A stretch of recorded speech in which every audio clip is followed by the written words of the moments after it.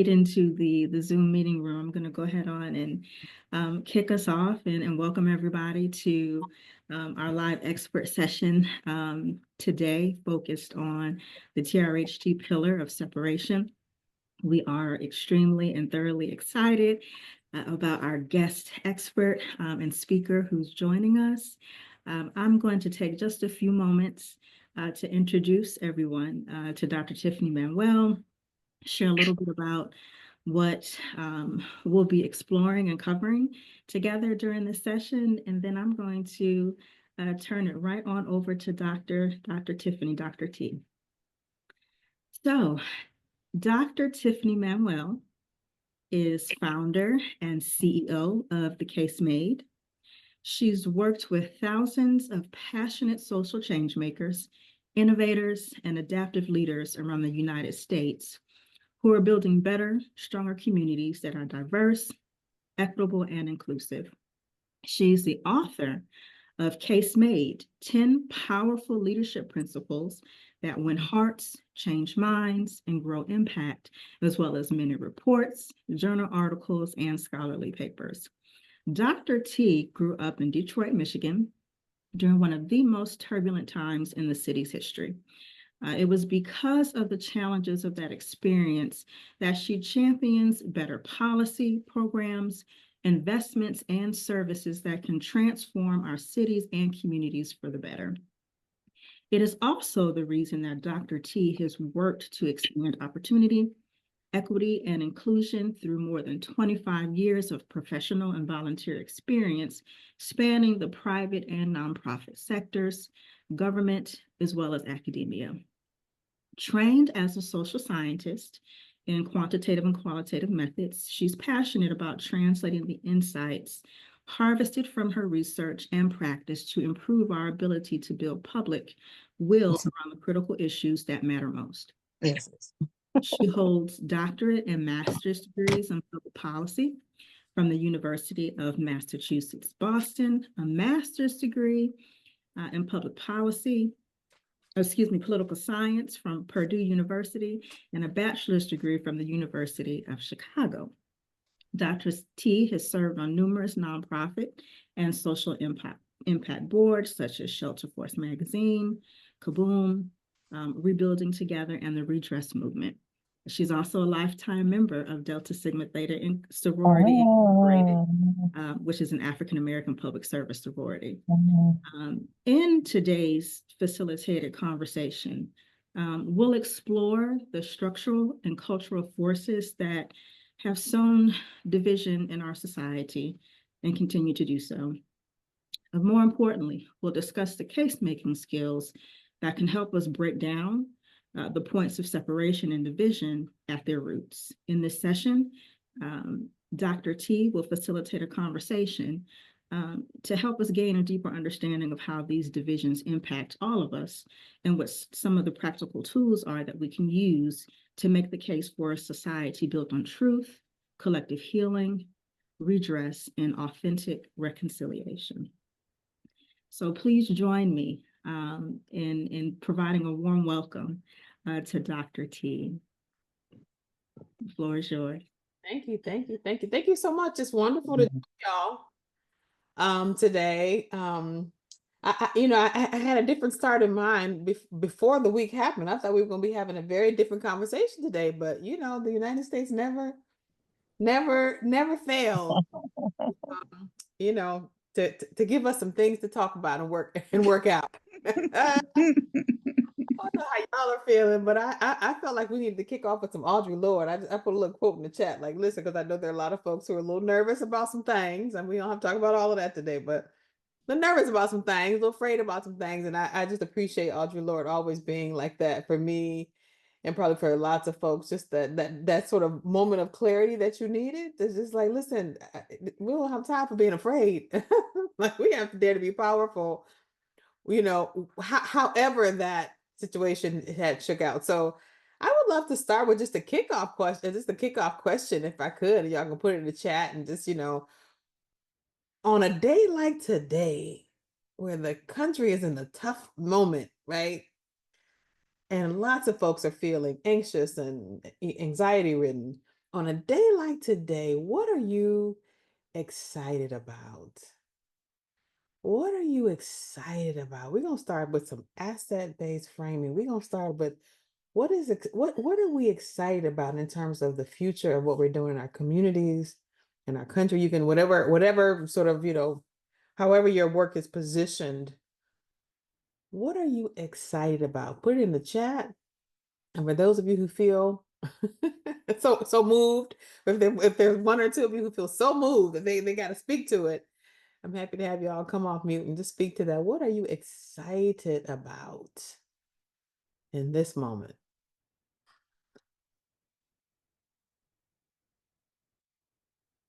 Okay. Thanks, Steph. First one out of the gate. All right. Ooh, unexpected opportunities to heal. Yes, ma'am. Oh, I mean, yes, sir. Oh my gosh. Ooh, folks waking up, growth, grading papers. Oh, come on, Christian. Come on now. Connecting with community, finding out our strategies. Yeah. A vacation. Uh-oh. We might have to go with you. Exploring that comes with the turning crisis into gift. Yes, yes, yes, yes. Coming together in community healing circles. Yes. He you tell him something, he's on. Yeah. Is somebody coming off of mute to talk to their excitement? Is that what I heard? For the next generation to awaken. Yeah. Creating with artists and days ahead. Absolutely. Students passionate about sparking change. Absolutely. Reimagining, building. Yes. Okay, we got a lot of inspiration. Waking up, reimagining, working with folks, creating change. That's what I'm talking about. Healing. Folks having, the sort of reckoning. Happy to be part of this group and be aligning with other folks in the room who are doing fantastic community-based work. Absolutely. Love it. Anybody else? Any particular body? Anybody feeling so moved they want to come and give voice to it? I'll give folks a minute or two if they want to sort of come off mute and give us the full breath of how that inspiration is moving through you and through your body. Anybody? Any brave souls? I'll share. I think that there's a lot of pain and sadness, and it's also, I find, a time when people reach out to each other. I've been reaching out, people have been reaching out, we've been coming together, and it's in some ways giving us renewed strength that the work we do, we're each doing, we're doing together is so important now more than ever. So I find that beautiful and hopeful. Yeah. Yeah. Love that. Thank you for that. And thanks for being courageous enough to kick that off. Ooh, somebody's planting a winter garden. Ooh, nature growth. Love that. And I love it. I love it when plants and flowers grow in unexpected places. We did my organization, some colleagues and I, we did a playbook talking about thriving. And one of the themes we sort of focused on was talking about those flowers that just grow in the middle of concrete for no reason. And you're like, how did you even get there? I don't even know what's happening right now. I have a beautiful garden. There's a little plant. And I don't know where this amazing flower just popped up. And I'm like, I don't even know how you got there, but welcome, little flower. I'll take that. Anybody else before we move on? All right, all hearts and minds at one. So listen, folks, we're gonna have a great session today. The title of the session is it's interesting. So the title of the session, are we really ready to bridge the racial divide?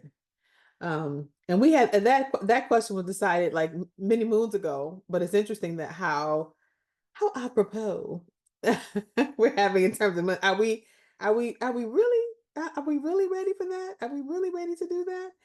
I think there are lots of folks who would say this election kind of probably gave them some definitive answers in ways they might not have been expecting. But I love that y'all are inspired to sort of think through together as change agents. I love, Leon, you said that as change agents, like what is our role and our opportunity to sort of stand in the moment, right? To help people do the bridging that has to happen, the weaving that has to happen, especially in a moment that feels tough. So this session is really about the sort of pillar around the THT framework around separation. What does that look like? How do we get here? Where does it come from? And then also, what are alternative ways in each of the spaces that we're going to talk about separation for alternative ways of thinking, of creating, of building, right? Of being and standing in the breach of that racial divide. And so throughout the presentation, or really, I don't want it to be a presentation. I have a lot of slides, but the goal of this is really a facilitated conversation. So I'm going to be asking you frequently to lean in. So for those of you who are used to multitasking and all that good stuff, I love it. And I'm going to ask for your attention. And I have no problem with folks putting stuff in the chat, because I watch the chat. If questions are coming up and things, I'd love to stop and like, wait, boop, boop. Let's go back over that. Let's take a minute, because that's good stuff here. So so if you're really attentive, it gives all kinds of opportunity to just really drill down in places where people are really want to focus, but also, right, to go a little bit off task to do some things that are pretty exciting. I'm also joined by my colleague, Jen Rich. She's going to be sitting in just listening to us today, but wanted to make you know that I got a colleague here today. So welcome, Jen, along with everybody else. All right, so I'm going to share my screen and we're going to get started. Let's see. All right, so I'm going to. All right, so so several years ago, I founded an organization called TheCaseMade, and I founded that organization in part because I was at that time I was working for a large housing intermediary, which is just a fancy way to say the folks who fund affordable housing, right?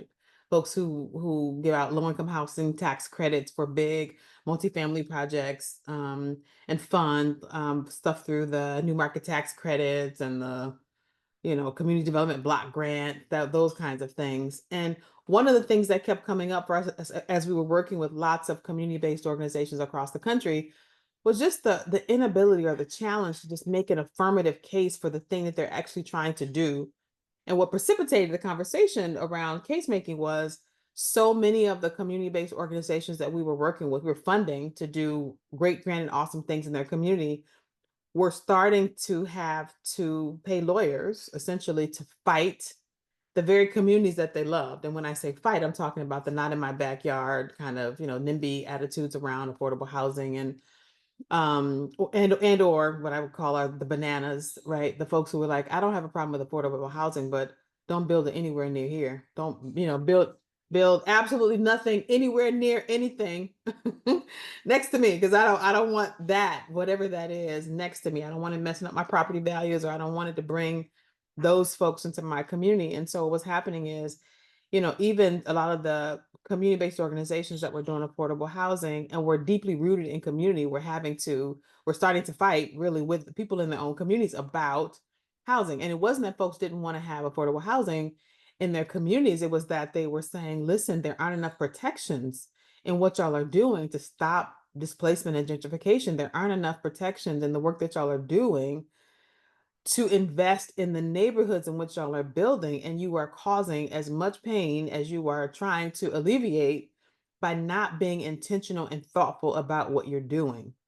And so from my vantage point, I was like, wait, this is important. This is not about paying lawyers to dispatching lawyers to dispense with that. This is an important moment where, as organizations, we should be working together in aligned ways and making the case for the work we're trying to get done, and listening in ways that allow us to change what's happening. And because that wasn't happening, right? I made the decision that it was time to provide some additional support. Anyway, so we're going to talk a lot about what that looks like in terms of making the case for change. And the way I think about it often is having a conversation about public will building, right? From my vantage point, as I said to lots of folks, we were not being thoughtful about how you build public will, like how you build the will of a community to say yes. What does it require for them to feel the level of trust that it takes in order to make that happen? What does it look like, right? To be first respectful enough to ask communities what they actually need, and to be responsible and responsive to the needs of that. Like, what does that look like? How might you engage folks differently How might you figure out what their aspirations are as communities? How might you help folks to, if you think they can't see certain things you can see, how might you help to make that transition or that conversation happen? And so for many years at the CaseMade, along with many of my colleagues, we have been working in communities across the country, not just in housing, but a whole range of things in health and climate change and something we call future ready for young folks. But and one of my colleagues, Samara is on her way at the moment into the conversation, but we've been doing that work in a number of different contexts to try and get people to build a broader sense of public will. So we're going to have some of that conversation and discussion today about the context of that. Where I wanted to start today was just say this, just to give us an outline, just so we all know where we're going here. There are three things we're going to do as part of our session today. One, the conversation is about separation, right? About how we have created systems of separation, ways to sort of divide people intentionally across the history of our country. And believe me, they're like, I'm gonna ask you, I'm gonna ask you all for examples, but we had so many examples because that's the way we have functioned in our country around separation and division rather than inclusion and solidarity. But we're going to talk about what that has looked like across a number of different spectrums. Then we're going to talk about how we build bridges of understanding. Like, what does it look like in a nation that was founded on division, to turn that around and say, actually, that may have been the past, but we've got some different things we want to take into our future. And how do we make that transition? And then finally, just talking about the case making that's built into that. So we're going to go through a little bit of that today, and I hope y'all up for it. My inclination always is to jump right in with some attention to the chat. So if there are things that are happening in the chat that folks want to talk about, I'm happy to do that. So let's jump in. Structural and cultural force of separation. So let's start here. Let's just talk about just formally. Let's just talk about at the level of policy. When I say formal, it's written into policy that we have to be separated in some way, shape, or form, right? So let's talk about that. And I'm gonna give some examples, but I'm gonna ask you all to give me examples either that exist today, either in your work, in your personal lives, in your community, wherever you find those. But where have we seen, right, the sort of intentional, explicit separation of communities, right? So probably the easiest one, I think the one that most people know and know well, is the conversation around redlining and restrictive zoning. So because of the work of many folks, one of which is a good friend of mine, Richard Rothstein, who wrote The Color of Law, and he and I have collaborated on building an organization called the Redress movement. But because of that body of work, there's a lot more recognition and understanding of the way in which we have redlined every single community across these here United States, right? And what that's meant to say explicitly in restrictive zoning, in a covenant, you cannot sell this house to somebody who is of African descent, right? Or who is non-white, period. That is not going to happen. And then to have a whole series of of explicit policies to ensure that if by chance folks make it into a community they were not supposed to make it into, that you strip those folks of any real power. And we can talk about a whole series of explicit policies that were meant to do that. So I'm not going to describe that in very much depth, because I feel like this group, y'all get that. We should be on the same page. But if there are folks who want that explanation, put it in the chat. We can go back over it. I want to also say, I want to juxtapose that to places like Columbia, Maryland. I don't know. I'm in Florida, but before I moved to Florida, I lived in a community of Columbia, Maryland, which had a very different orientation. Columbia, Maryland was founded by Jim Rouse. He was the president, founder of the Enterprise Community Partners, which is the organization I was talking about before, large capital intermediary around affordable housing. But one of the things he did in the 1960s was he bought an incredible amount of land, I think like thousands of acres in the middle of Maryland, and decided in the 60s that he was going to build an inclusive community, because he was looking around the country and saying all of the stuff around civil rights and saying, this makes no sense that we are so divided. I'm going to build, right, a city where people can that's really inclusive. And one of the things he did was what we might call one of the first versions of inclusionary zoning, right? Where for every community, there are the starter homes, or actually there are the apartments, Then there are the townhomes. Right behind that, you get the starter homes that are, you know, less than 2,000 square feet of house that you can get. Right behind that, you got the bigger size middle class homes. Right behind that, you got, you know, the jumbo houses. And right behind that, you got a bunch of mansions, right? And they're all in the same community. And then he created a tax base around them that would make sure that there were things like community centers that everybody had access to. So everybody's got access to a gym membership in Columbia, Maryland, that the tax base for that pays for. And because you got the jumbo mansions right there, they give the property taxes have to go into a fund that makes sure that folks who are even in the apartments or the, you know, then the townhomes also get the same amenities, built walking trails, but also things like, he also did things like no mailboxes on any home. All the mailboxes are at the end of the streets, because at the time, the notion was people then have to come out of their homes and they got to go to check the mail and they got to like see other people. Also did things like there are no religious institutions, buildings in the entire city, but there are community centers where religious institutions are able to practice. So in any one of the neighborhoods in Columbia, Maryland, you will find, for example, you know, you might the Jewish community having their services in one room, next to the room where Muslims are also gathered, next to the room where the Baptists are having a good conversation, next to the room where the Unitarians are having their conversation, next to a room that's childcare, right? So all of those faith communities are put in buildings, and they can rent, or they can have space in those buildings, but they can't, no churches, no temples, no mosques, none of that. They have to function in collectively. And so what happens is you find yourself in community with people religiously that you might not ever have run into, or using those buildings, right, and find for childcare or for other kinds of things that are community oriented, and bumping into folks of faith right in community. I can go on and on and on and on about the work that was put into Columbia, Maryland, right, to try and build inclusion in a space that was deeply, specifically in 1960s, deeply, right, divided racially as a nation. But I feel like what I feel like for the most part is that example tells us that it can be done. Right, we know how to do this. It's not impossible to figure out how to bring people together across race, across class, across different types of housing, right? And how we support that. We just have made some decisions, interestingly enough, across the nation, not to choose to do more of that, but to do more of the stuff that's on the left.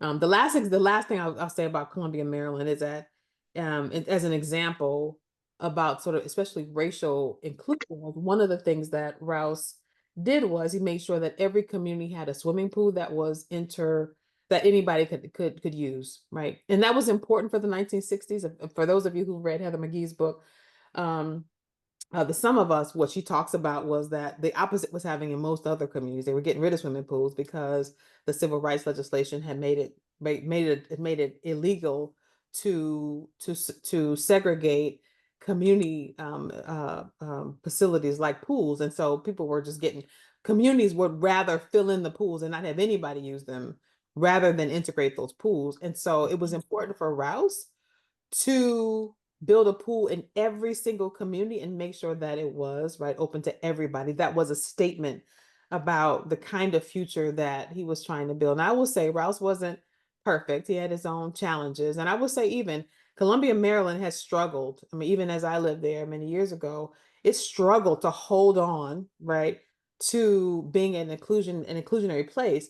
But one of the things that made it possible, and this last thing I want to say before I open it up for conversation on this point, one of the things that made it really tough for folks who wanted to go back to, right, a more restrictive, more exclusive kind of whatever it is, right? They wanted to go back to kind of what the rest of the country was doing.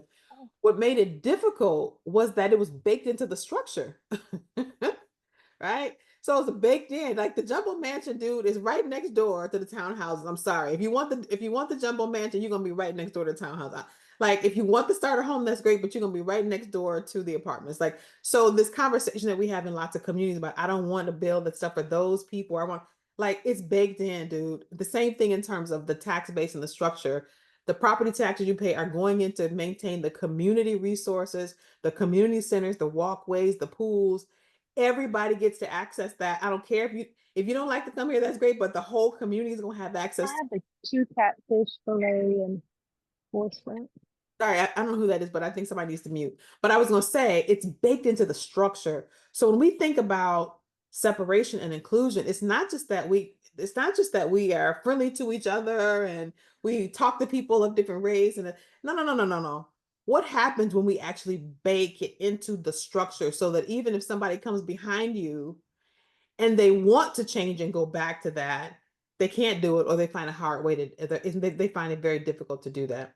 So I'm going to stop. I mean, I want to talk first about your examples. Where have you seen in your communities or in places where you've worked or in your own personal life, the sort of structural, it's just baked into the structure, right? The sort of separation has been just baked in, and it's really hard to undo because it's baked in the structure.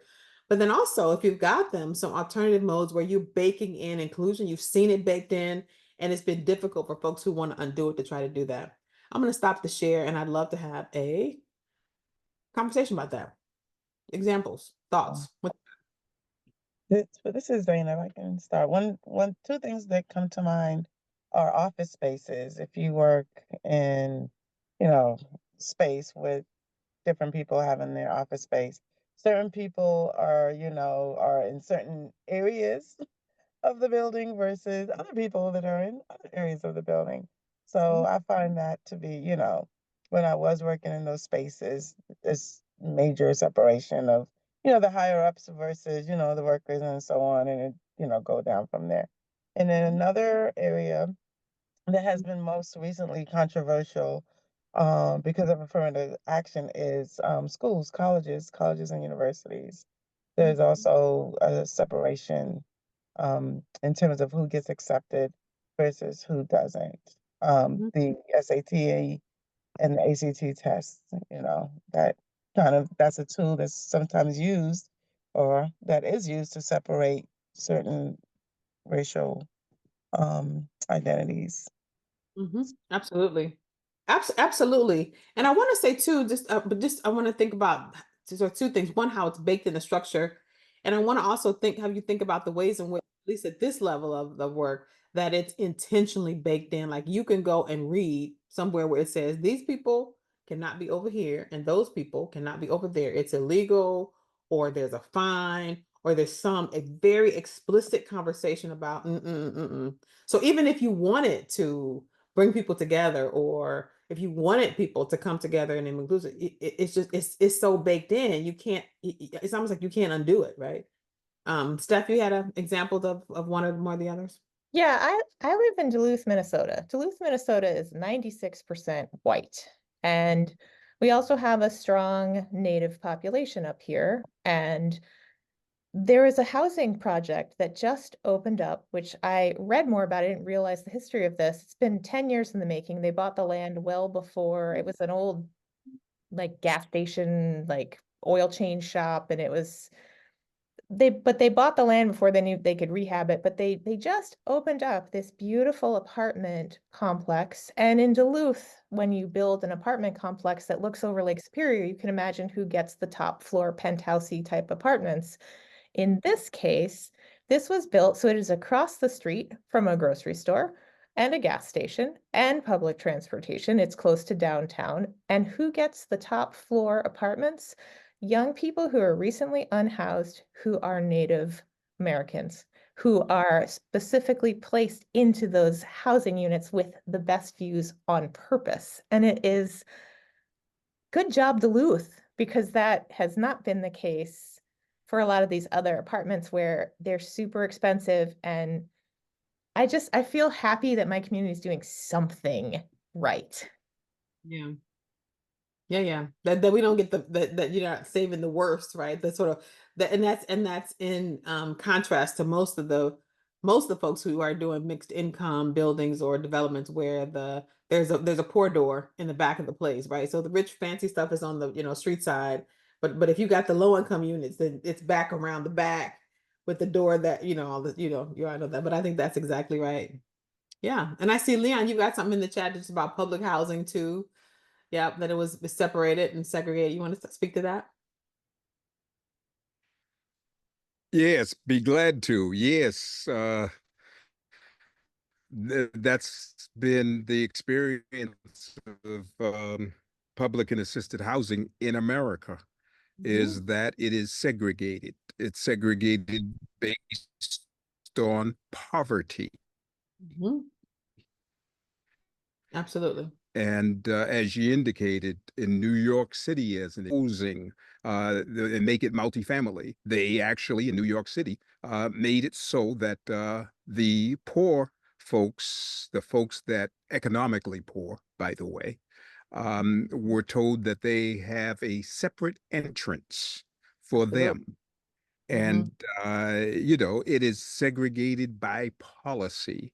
And it's not just in New York, it's around the country as these multi-family or multi-mixed use housing communities are being established in public and assisted formerly public and assisted housing.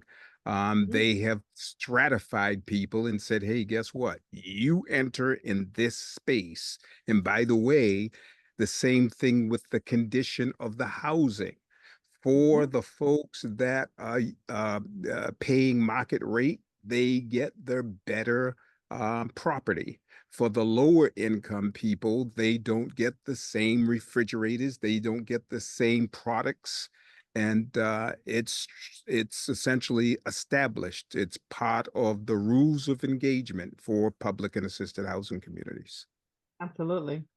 Absolutely. And so, and that's always been the case. I think probably the place where you can just see it, right, most clearly is in housing. Like when you, right, redlining aside, it's not just about, the sort of racial versions of segregation, but to your point, both Steph and Dion, you both have talked about the economic separation. It's not just that you are African American or Latino or Asian, it's that you are those things and you don't have any money. So therefore, you are not going to be, you're not going to live anywhere near here, or where folks are.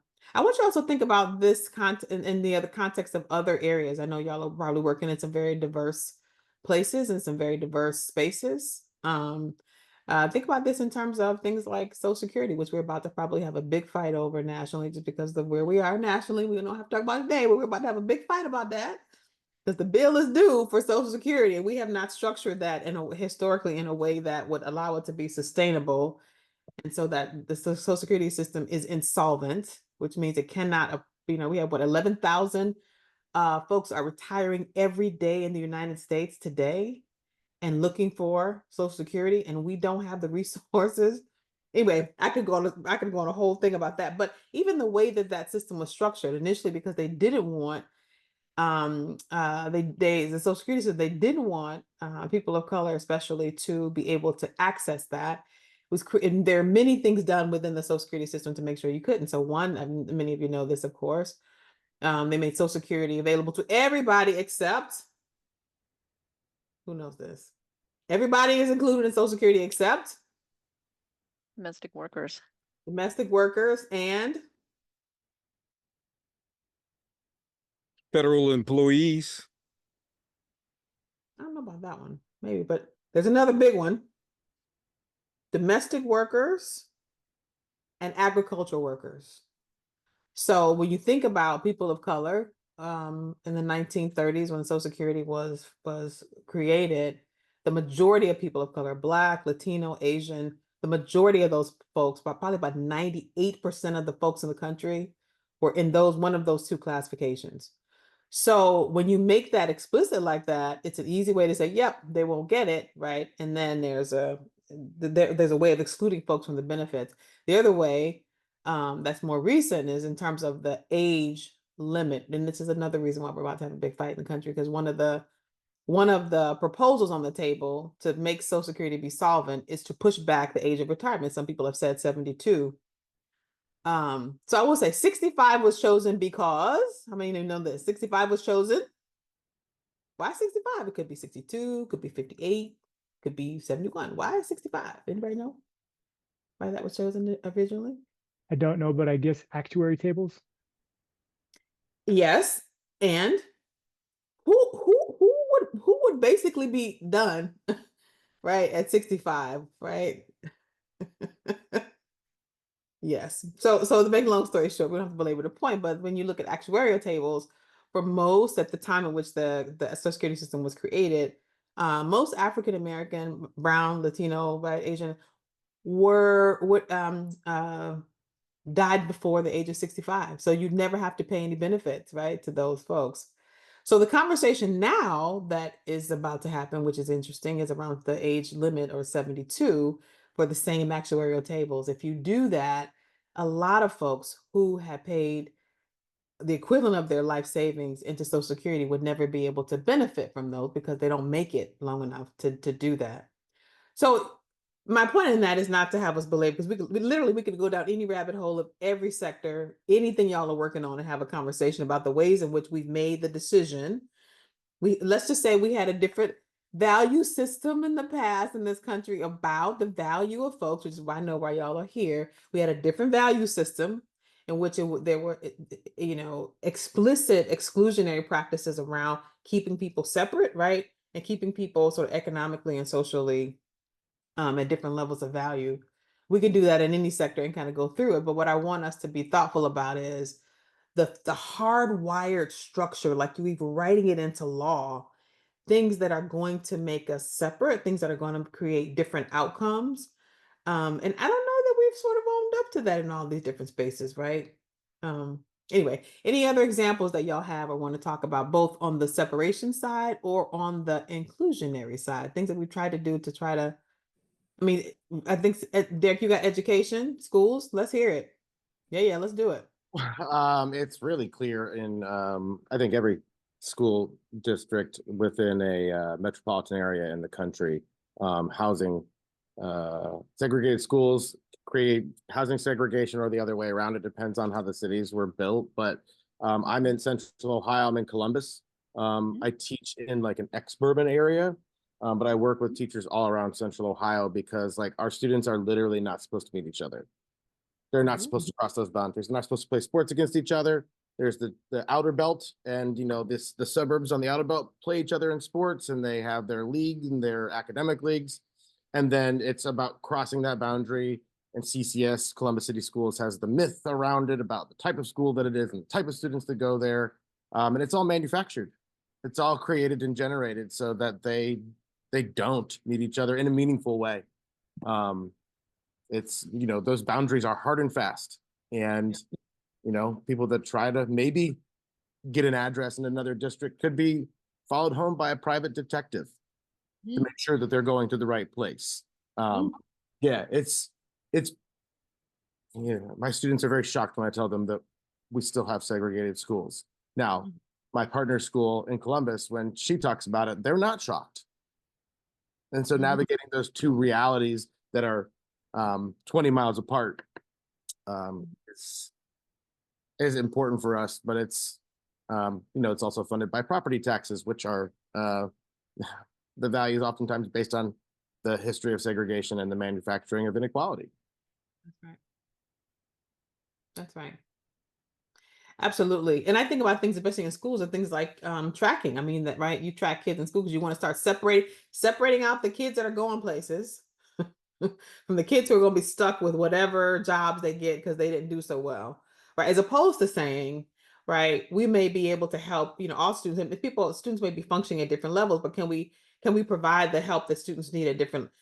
Tracking was not based on that. Tracking was like, we're gonna separate it. And I have to say, I'm from Detroit. I went to one of the magnet schools where that was exactly the point. Like, you take all the kids who are doing well in different parts of the city, you put them all in that school because they're going places.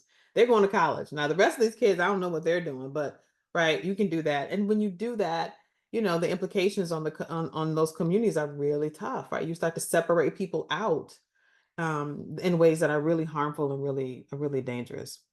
The thing I want us to get before we move on to the next level of separation and inclusion is that there are levels at which it's hardwired and it's really tough. When folks say the system is rigged, that's what they're talking about. The system, they're just laws and ways of we've organized it that are so hardwired that even if you change the players, right? So even if you put a person in who's a superintendent of the schools, right? Who's different, who may be a person of color, even if you put, let's just say, a different person in the White House. I'm just saying, even if you put somebody who's trying to be progressive in the White House, does it really matter? I mean, I think that was the challenge that people had about Obama. Like you had a person of color who was just wonderful in all these things, but when you got a system that's so hardwired, my God, like what, and then what, right? And so the thing I want to give y'all inspiration about, though, if the system has been hardwired for separation, it can also be hardwired for inclusion. So what does it look like, right? I want us to start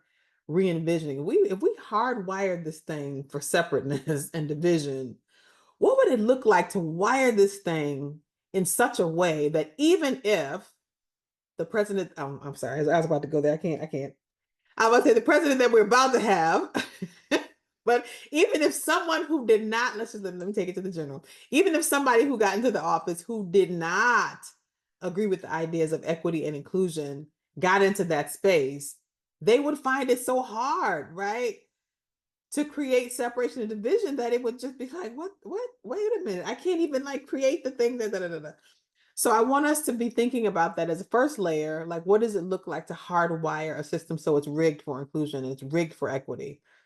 All right, so we're gonna go to the second version of this. So that's the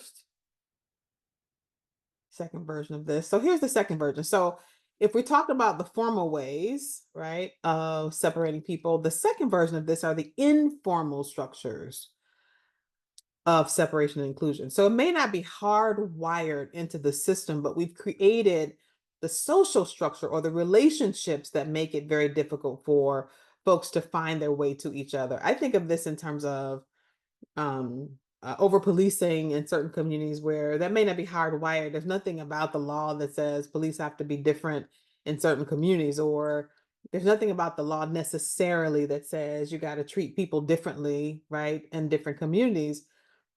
But you can create practices, of policing that reinforce all the ways that you're going to undermine the safety and security of different communities. You're going to even sometimes when I see all these videos on social media now about the Karens, that's the new thing, right? Apologies to anybody on the call today whose name is Karen. Your name has been reappropriated for something that's different, but the folks who are from a social standpoint, they may not have any formal position. There's no law, but they're going to reinforce that you don't belong here. You come in a community where you may be brown in some way, shape, or form, and I don't know you.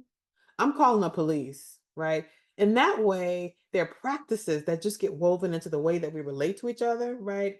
That make us more separate and make us more divided, right? You don't want people talking to each other. You don't want people kind of coming to your community with that kind of stuff.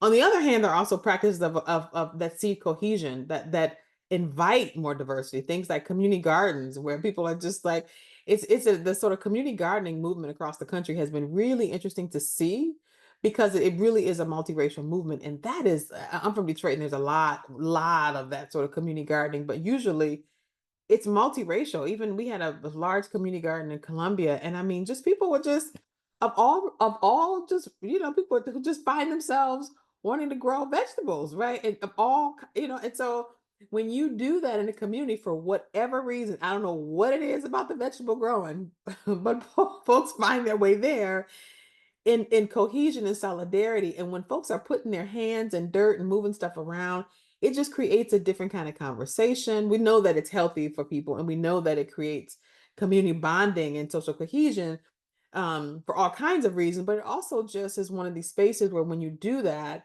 it creates those kind of informal opportunities for people to come together.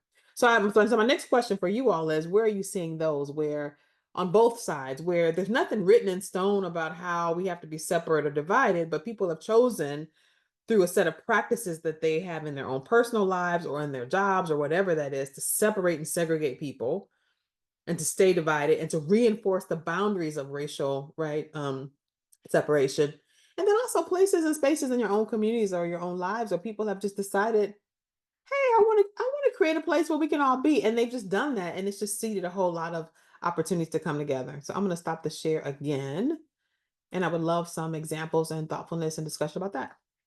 informal, not formal, baked in and wired stuff. What you Well, got? I think, hello, I think you mentioned the policing example. That's really pronounced here in Mississippi, where we have law enforcement who want the reputation that to the broader community that you're not supposed to be here if you're not from these communities.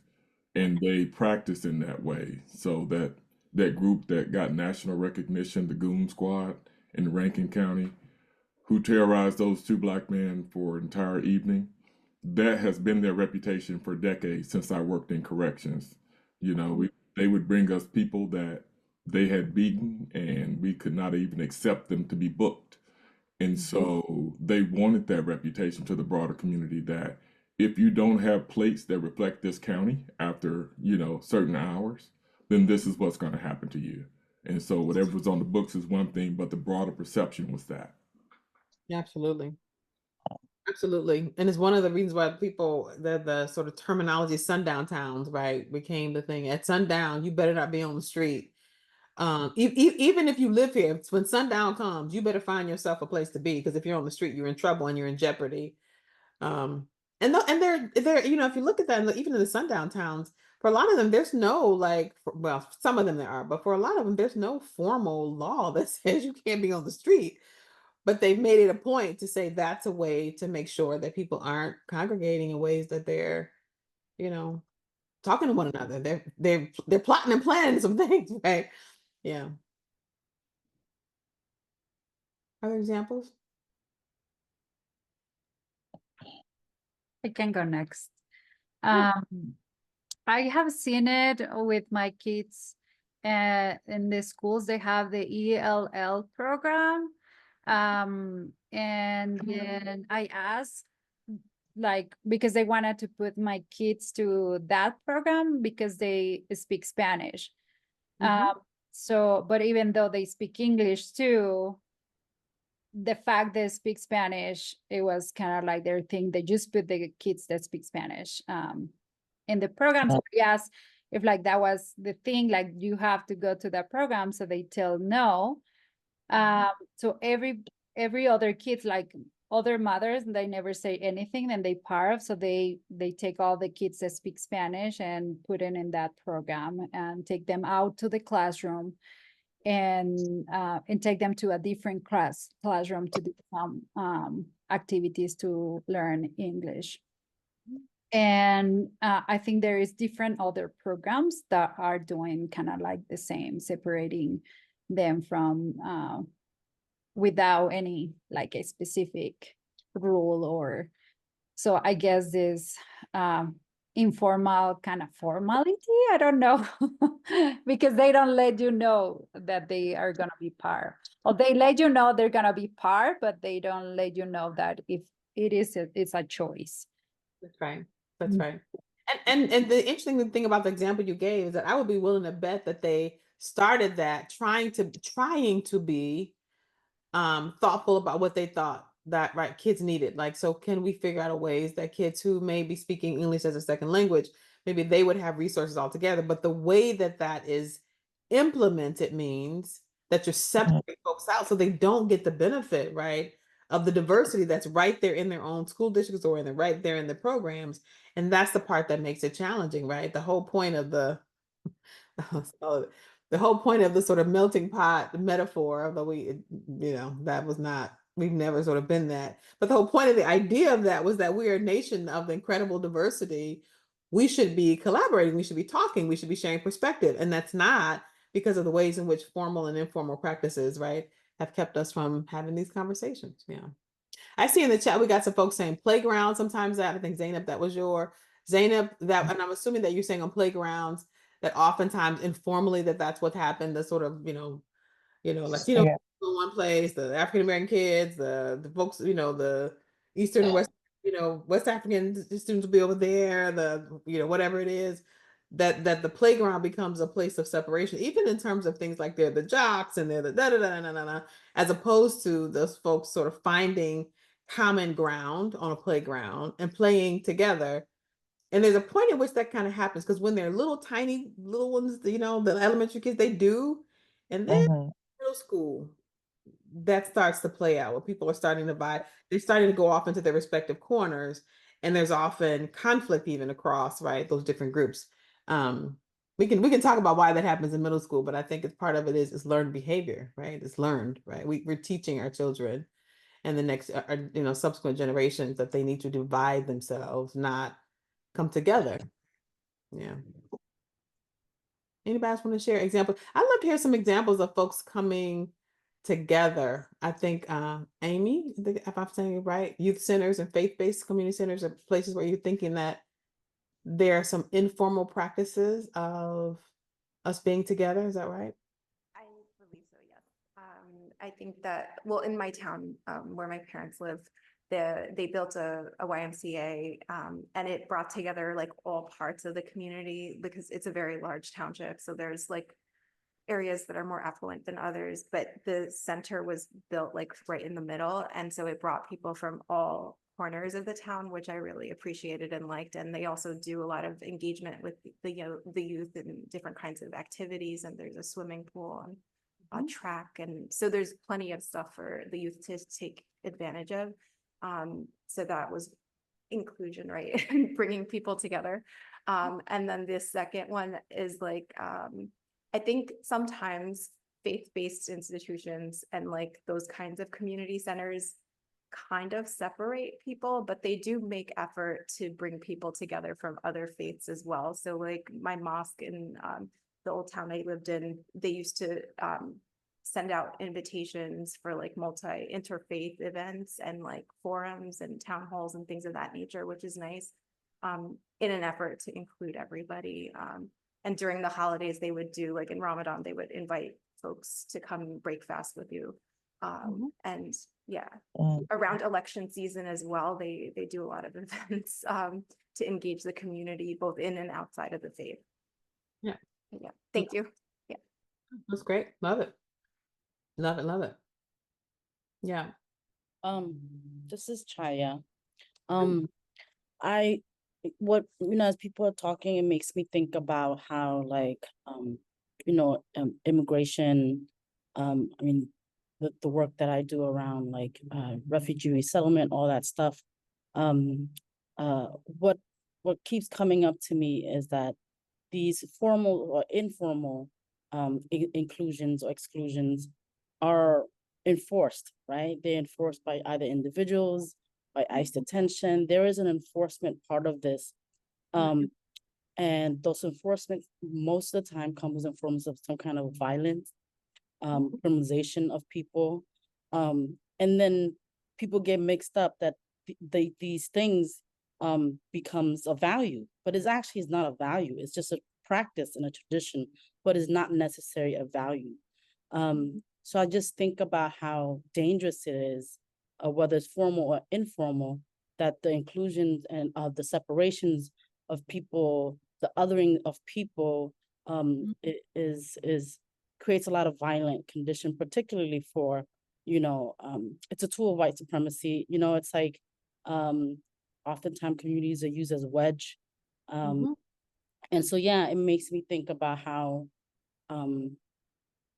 sometimes, when people use like DEI, inclusion, all that stuff, I'm like, it sounds good, but I know that there's going to be, like I think you said earlier, there's Karens who's going to try to enforce it themselves because they feel that it's tradition, but for me, it's actually not shared values around what it means to build community and be in community. Yeah, I love that. Love that. Absolutely. Absolutely. So you brought up so many different things. And I think, we really, I'm stopping because there's so much to unpack in what you just said. I was like, which thread do I want to pull on? Because there's so many things in there. I think one of the things that I want to pull on is just the notion of the sort of violence and the role of violence in terms of reinforcing those boundaries. I mean, historically, when there have been two versions of that, the sort of, right, hardwired, right, strong sort of formal structures of separation. Then there's informal structures. And when those fail to work, and we're going to talk about two more in a second, right? Then we have, right, sort of violence that prevails, right? I think January 6th was an example of that. I think lots of, you know, I think even in terms of on the other side of things, right, folks who are trying, you know, I think about like lynching, right? The whole purpose of that, you weren't going to stop, you know, you pick somebody out of you pick somebody who maybe have stepped out of the role that you've assigned to them. Could be some, you know, anybody, right? Some person of color that has gotten beyond. Even some lynching was happening. Some women were lynched, but it wasn't all men. So some of it was gender-based violence as well. But you pick somebody out of it. You make an example of them. You hang them from a tree. Make an example. Force that the community to leave their person up on the tree for, sometimes they leave it up there for a day or two, just so that the entire community could see this person hanging. And the goal of that, right, was to reinforce separation. You getting out of line. You thought that you could get that job. You thought that you could go to that store or talk to somebody in this way. And so, you know, I appreciate that, you know, your conversation just around the idea of violence and the role that it plays too in making sure that, right, these boundaries of separation are reinforced. Anyway, we could go a long way with that, but that would probably make us all even more depressed today. But yeah, and I like what's happening in the chat. Folks talking about other kinds of that kind of informal and practicing, you know, the school system and the workforce development system, regulating. Yeah, boy. Okay, y'all are getting it. Okay, let me go through the next two pretty quickly, and then we're gonna open it up once again. So let's go through the next two of these.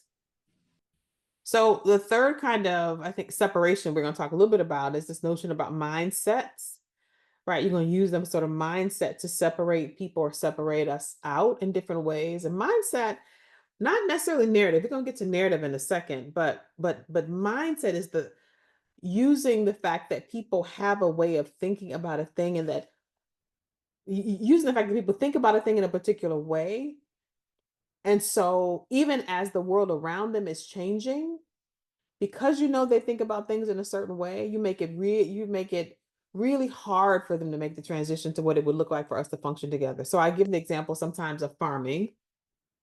Right. In this country, when you ask people just, you know, without any information, just to think about just to think about a farmer. Who's a farmer, and what is that farmer, you know, who is a farmer? What is a farm? Well, people will start to, if they could explain the vision or the picture in their heads, what they will start to talk about is like a guy with some overalls, probably white, probably a pitchfork standing next to him, and they'll imagine some version of a family farm. And so when you want to then have a conversation about farming policy in the United States, because that's the mindset that people operate from, right? They have a pretty, you know, generally speaking, a pretty positive predisposition to what it looks like to give farmers all kinds of tax credits and dispensations for this and that, et cetera.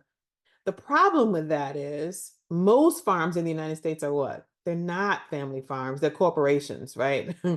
And so policymakers use that, right? I'm going to use the fact that you don't know, that your mindset is still stuck in the sort of, you know, 1920s version of what that is. I'm going to use that to promote policies that actually don't help you in your community, that actually work against the sort of best interest of your community, but but you don't know that, right? So you're operating out of a mindset that no longer exists.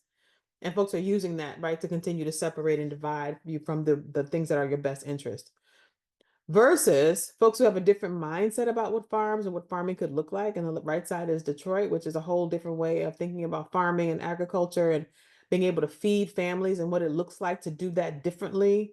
Most people don't have the mindset on the right. They have the mindset on the left, or they're actually the mindset of the sort of family farm. And because of that, we're making policies that are actually just really stupid, right? Because the mindset, right, of how we think about this thing hasn't shifted, right, in a great many years. And so I want you to think about ways in which our minds, how we process information, just how we think about things are just stuck in a different time and place. And because of that, it makes it really hard for us to get to places of inclusion, or it's really hard for us to break out of the old mode that we're in, to something new. So I'm going to take the share down just a second. And let's talk about that mindset. We're mindset stuck, and you're like, oh my God. And some of you probably in your work encounter this probably all the time. You're trying to get people to think differently about things, and you're trying to, and they have this old stuff in their head, and you're like, oh my God, please. How can we get people to think differently about what's in front of us so we have more opportunities to do stuff differently? Examples of that? Thoughts about that? Dr. Manuel, I was thinking of naturally of incarceration when it comes to this. Just because there's so much, I guess I don't really know the distinction between mindset and like purposeful misinformation, right? But here we are in my city, we have the biggest building project of our history now is a brand new jail that just broke ground about 3 weeks ago. And during the election, when we were canvassing, the neighborhoods that were going to be most impacted, you know, by the jail, and that are the jail's purposely going next to all the communities of color,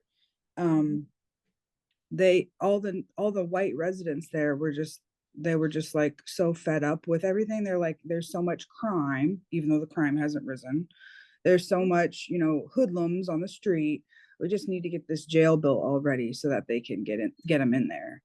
And so kind of this old notion of somehow like if we have bigger systems of detainment and of enforcement, things will be safer. Even though there's no proof of that, right? In fact, the opposite is true, right? The more jails you build, the less safe you are, because you're building the infrastructure for those folks who don't have a whole lot of opportunity to be introduced to folks who, right, you know, all that, right? So you're actually less safe than you are if you did not build those and you had other kinds of diversion programs that kind of got people, right, the jobs together, meeting each other, building networks. Yeah. Yeah. Others of you, what are the mindsets? I think about affordable housing. When I say the word affordable housing, even though affordable housing in most places looks pretty damn good. In fact, most of the time it looks better than the neighborhoods around it. When you say that to people, what do you think of when I say affordable housing? Even if you're progressive, I think even if you're a progressive person, you build affordable housing, the mindset of what comes to mind is you can't help it, right? Right? What else?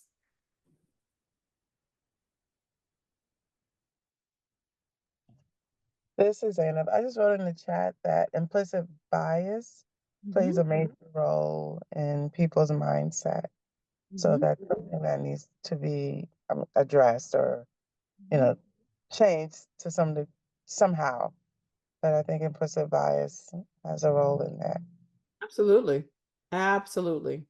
Because you just kind of and I think Leon said it best when he's talking about, but we folks are creating that mindset and they're reinforcing it right through what they say.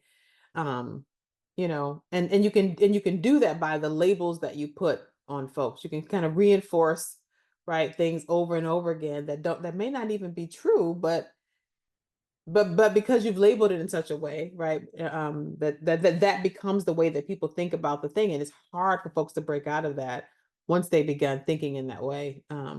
We got some good examples in the chat going on here. Mental health care, absolutely. People have a mindset about what that is. Yeah, love that.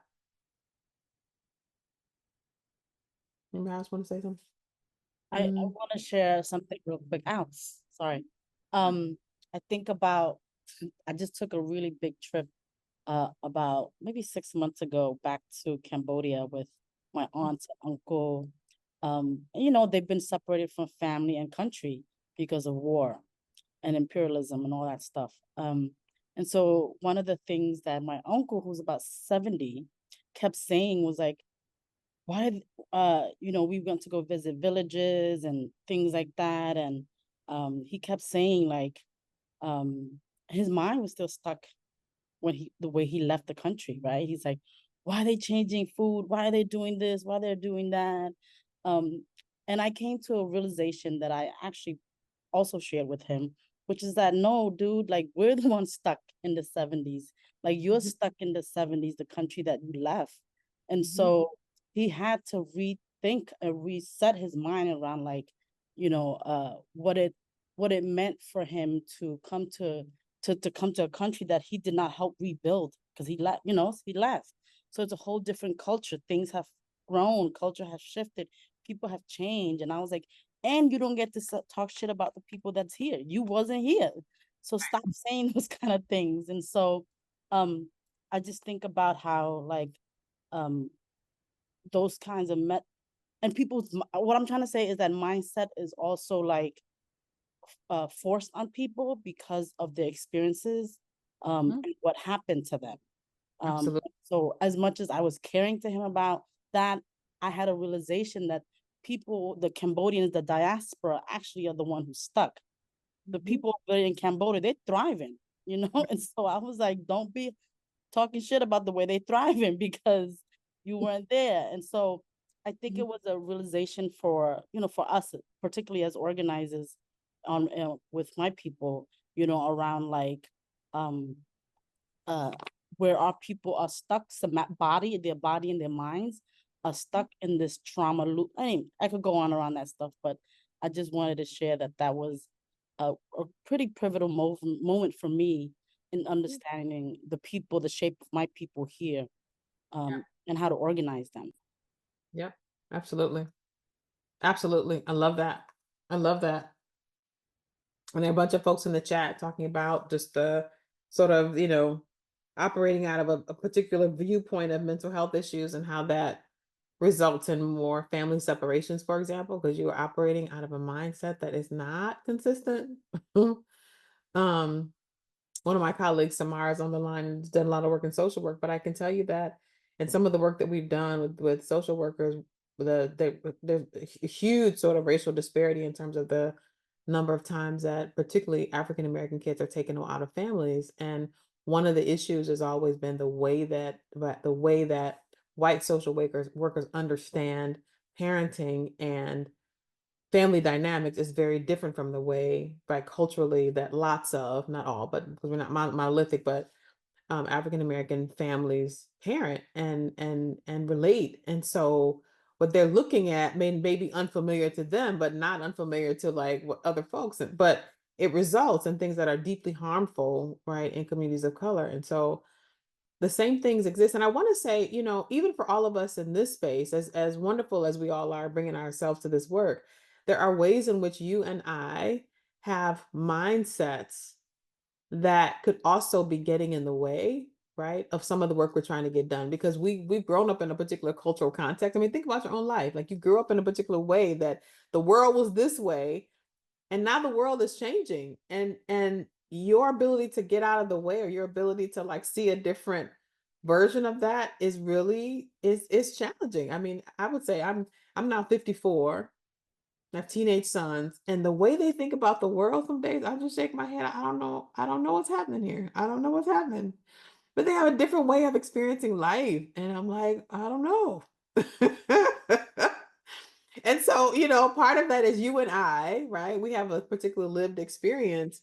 And I think the thing that we even in this room have to always do is be thinking about whether our mindsets are wired in a way right now that they are reinforcing separateness in ways that we might not even expect or think about all the time.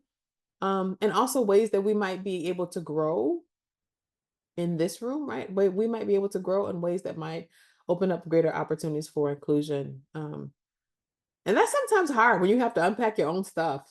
You know what I'm saying? You got to pack your own stuff, right? Like, oh, wait a minute. Okay, all right. Yeah.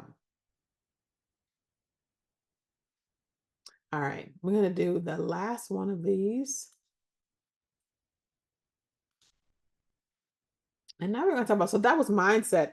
And now we're just going to talk about narrative, right? The narratives of separation, the way that we talk to each other, the way that we communicate about issues, and in the ways that we might not even think that our conversations are creating separateness. So in the work, a lot of the work that we do with the CaseMade is teaching people to navigate around the narratives that are just not helpful.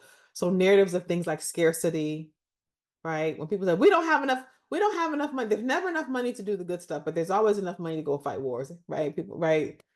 funny how that it's not a scarcity when it's to do that, but it's a scarcity when you want to make sure the kids, right, have breakfast at the in Head Start programs, right? So that notion of scarcity, right, is often used, right, for sowing separation division, but also bigotry, the narratives of bigotry, the narratives of separate faiths, the idea that, right, people are so different and we don't have the same outcome. We don't have the same that we're not actually together. And I think, we see that in heavy circulation now. I think in the sort of national conversation about politics that we've gotten to this idea that we have separate faiths. And when people talk in those ways, they're trying to, I think othering and that those is challenging, but also things like individualism, like we don't, you are success is a success in this country. And the way we tell stories about success is always attached to individualism. It's always the way in which you became an entrepreneur and you did this and you did not, your community, and how the community helps you to get where you are in your life, and how having a family and a church on Sunday or temple or mosque or whatever that helped you to do the thing that you are going to do, or that you needed a community of folks or a friend support to do the thing that you are, or to be the person you are today. The stories we tell are all about, right, the sort of self-makingness, how you made yourself, grew yourself, made lots of money, bought a car, bought a house, and that became the success story. And I put in front of you just the sort of narratives around the economy that are deeply challenging. This notion on the one hand of the invisible hand, that I don't know, the Adam Smith conversation about the way that you get to social good is that everybody has to go out here and act in their own self-interest. And if you get everybody acting in their own self-interest, then somehow, right, people are much better off and things go better. Yeah, I think we're looking at a lot of self-interest. I think we have a lot of billionaires, right, who are doing a lot of self-interested things, and they're not in the best interest of us. But the idea of that, right, that we have, that has been deeply embedded in our cultural understanding of our economy, right, is that if people are just acting in their self-interest, then we're all better off because they'll be innovating and they'll be creating stuff and doing stuff and all that, right? Which I think is deeply destructive. And on the other side of this, right, folks were trying to talk about the notions or narratives of interdependence, notions of collective solidarity. Like you may be bringing the stuff, Amazon truck driver and somebody else, and I'm using the stuff in different ways, and also I'm providing a different service or whatever that is, but we are all interdependent, right, on each other. The country doesn't work unless we work together, right? Whether we acknowledge it or not.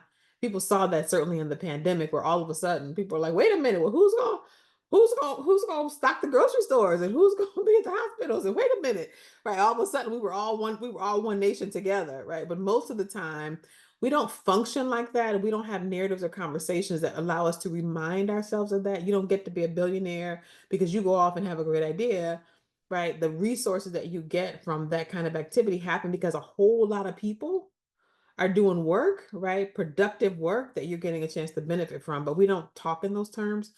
So the sort of narratives that continue to divide and separate us, right? How do we stop talking in terms that are so separate and start talking in terms that are much more interdependent, that talk about the we, how we, all of us are right together. So I'm going to stop the share again and just talk about just the narratives that are sort of often driving some of that separateness, that, the way we talk to each other, the way we sort of reinforce, right, this notion even of our economic activities as being somehow folks who go off and make billions and millions of dollars, and the rest of us are right. That doesn't work. Narratives. I want to tackle some of that.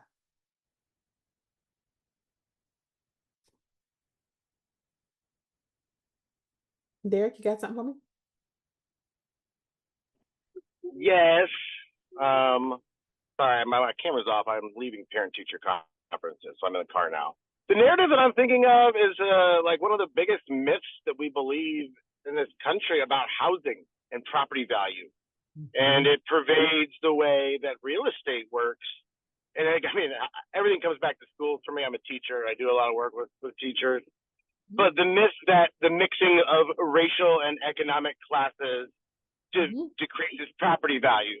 That's not, I mean, it was baked into the, FHA handbook. But since then, and since it's been, the Fair Housing Act, that myth persists and that narrative persists. to the point where it's somewhat of an understanding if you live in a metropolitan area that people believe that. Mm-hmm. Absolutely. Absolutely. This whole this sort of conversation about the property values going down if you build a more affordable housing, and actually that the evidence is actually that it's interesting. The opposite, the evidence even there is the opposite, right? Yep.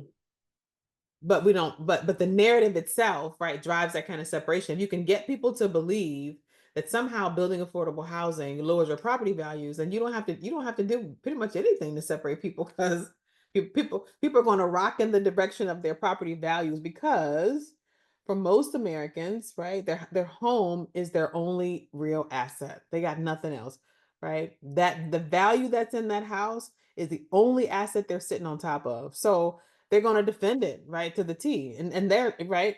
We get that. But the narrative itself is actually wrong and is deeply destructive, right? What are the narratives our folks sitting on are seeing in their spaces that are just deeply destructive and dividing? I'll say that I work in higher ed, and I think that this whole myth around, this whole notion around how HBCUs are inferior to PWIs, and oftentimes you have to defend that in spaces. When they say, where did you go to school? And it's a casual ask, you think, but it's sort of loaded, right? So when you answer and you're in a space where folk have gone to PWIs, there are a ton of other questions that follow up. Yeah. And so, but the belief system trickles down into how our young people are selecting schools. And they're even told in some cases, if you went to a HBCU undergrad, you probably need to go to a PWI for grad school, because you don't want your whole CV looking like it's all HBCU. And so that's just a narrative that's out there. Absolutely. Yep. Give me more. I know y'all have lots of these. Come on, let's go. Give me more. I want a lot of these. We're gonna talk a little bit more about narratives. I want even more of this. What you got? What are the narratives out there? I'll say something. So in academia, also, that's where I'm coming from. There's this notion that non-tenure track is where BIPOC, any other identity besides white, belongs, and then tenure line should be purely white. And it's deeply disturbing, because people actually believe it, and they really are vocal about it, which stinks. And then there's the separation of the space, the physical environment, where there's a whole wing of tenure. This is where their offices are located. Everybody else, you know where to find them. So not in my current institution, though. Yep. Definitely get that. Yep. Love it. What else? I have one, and it relates to sort of the thinking that certain groups won't support, that there's not a demand for a type of service or good. And so it creates the cyclical nature that you're not going to create it. There's not a demand for it.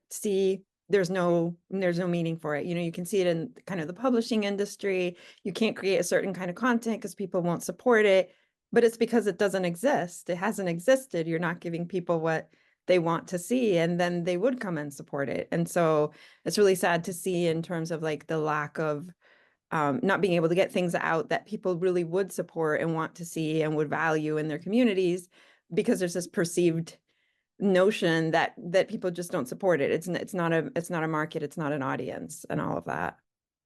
Yep. Love it. Well, I guess I'll go.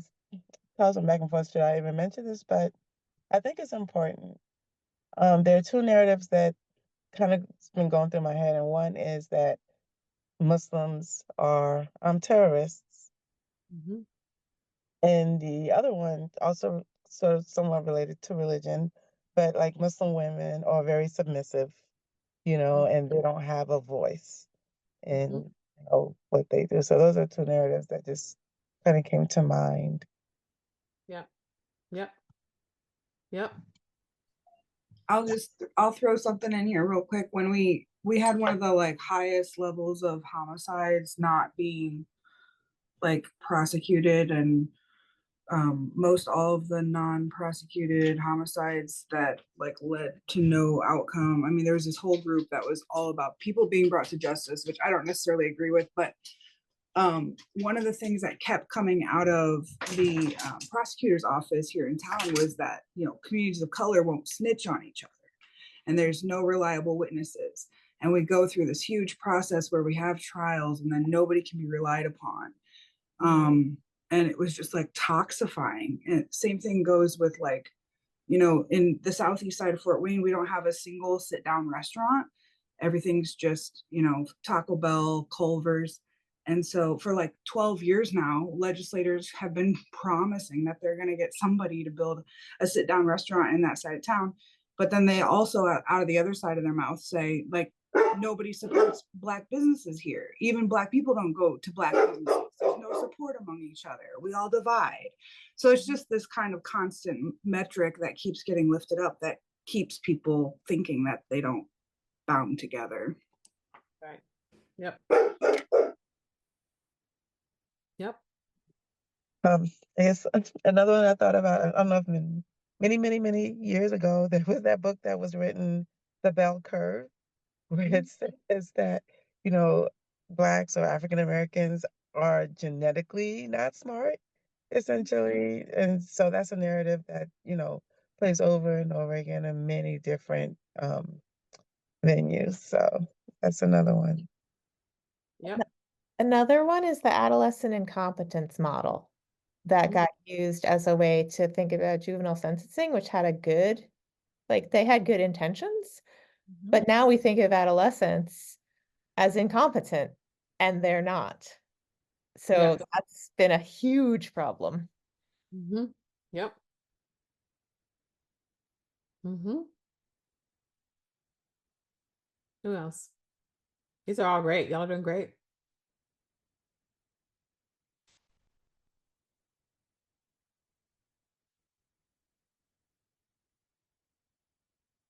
Anybody else?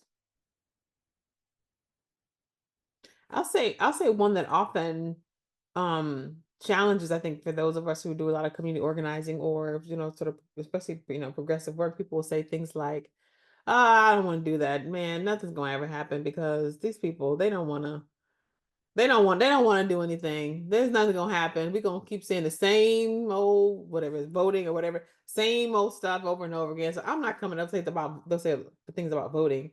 I'm not gonna vote. My vote doesn't mean anything, but I don't want to do that, right? And then so lots of people say that and they sit out. And then of course, right, self-fulfilling prophecy, nothing happens, right? Nothing, right? Because you didn't show up. And a lot of people like you didn't show up because they didn't think anything was gonna happen. Or some people will say that they, you know, nothing's going to happen, or say, you know, this country is about the haves and the have-nots. You know, it's have and have-nots in this country, and then they will assign themselves to the have-nots, right? They'll say, yeah, and I don't have a lot of money, so I'm have-nots. And the thing about it is, even though to some extent that's not a bad representation, what kind of we got going on here, but the challenge with that is then when people assign themselves to the have-nots, they strip themselves of their own power, right? So I'm a part of the have-nots. I'm not going to do that. These people aren't going to listen to me. I'm have and have-nots. I don't have nothing. And so they assign themselves to a position that doesn't give them any power, which means you can't change anything if you don't see any power in it. And so before you even get a chance to have people talk about the possibilities of creating social change, they've already talked themselves out of it, right? So one of the things we do in the work that, you know, my team and I do around case making is, you know, teach people how to talk people back into their power. You got to talk them back into it. Because if you don't, right, you're not going to be able to organize people around anything, right? Yeah. Any other narratives around that?